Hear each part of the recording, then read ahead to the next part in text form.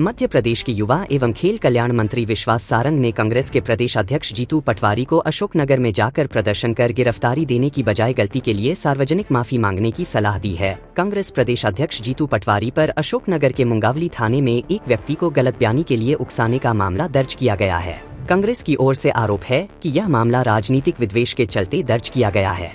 Police की इस कार्रवाई के खिलाफ कांग्रेस के प्रदेश अध्यक्ष जीतू पटवारी आज अशोकनगर में गिरफ्तारी देने वाले हैं।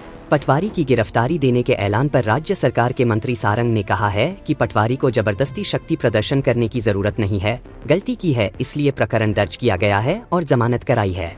अब एक बार फिर कानून को हाथ में लेने जा रहे हैं, यह गलत है। उन्होंने गलती की है इसलिए माफी मांगनी चाहिए।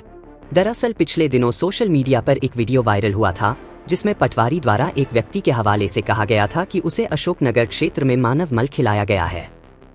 बाद में जिस व्यक्ति ने आरोप लगाया था उसने पुलिस को शपथ पत्र देकर कहा कि उसे प्रलोभन देकर पटवारी ने यह बयान दिलाया है। को चरितार्थ कर रही है कि चोरी और ऊपर से सीना जोरी। आपने एक नौजवान युवक की भावनाओं के साथ खिलवाड़ किया, उसे मोटरसाइकिल देने का झूठा आश्वासन देकर उसका राजनीतिक शोषण करते हुए जनता के बीच में पब्लिकली उस व्यक्ति के मान को क्षति पहुंचाने का काम किया कि उसे मल खिलाया गया। अपनी राजनीतिक रोटी सेकने के लिए कांग्रेस के कार्यकर्ता कितना नीचे गिरेंगे। उस युवक ने स्वयं आकर कहा कि मुझे साइकिल देने का झूठा आश्वासन दिया और मैंने मल खिलाने वाली बात कही नहीं थी।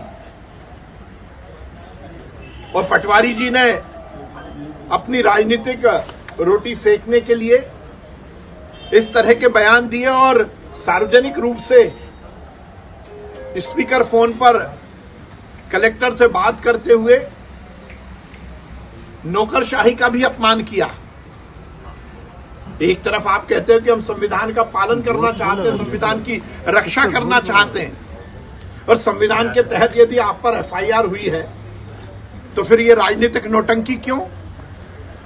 यदि आप संविधान को मानते हो, संविधान का पालन करते हो और आप पर यदि एफआईआर हुई है तो आप जाइए, जाकर गिरफ्तारी दीजिए, पर ये शक्ति प्रदर्शन क्यों? एक तरफ तो आपने चोरी की, अब सीना चोरी भी कर रहे हैं।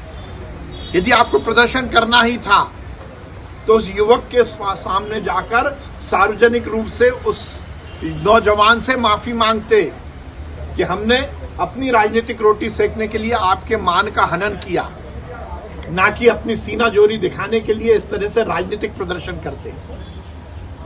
अब कह रहे हैं कि इतने दिनों बाद हमारी सरकार आ जाएगी।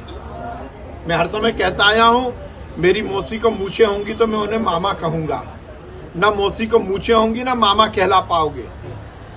ऐसी ही दावे कमलनाथ जी और कांग्रेस के नेताओं ने भी पिछले आम चुनाव के पहले किए थे। आधे नहीं बचे, दहाई में आ गए। ऐसे दावे करोगे, गुंडागर्दी बदमाशी करोगे, नौकरशाही को चमकाने का प्रयास करोगे तो इकाई में रह जाओगे। मुझे लगता है लोकतंत्र में इस तरह से सीना जोरी का कोई स्थान नहीं है।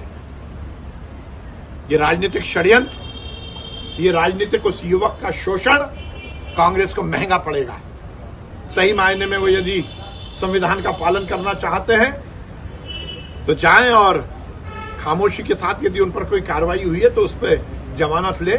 इस तरह से नाटक नौटंकी करने से कोई फायदा नहीं होगा।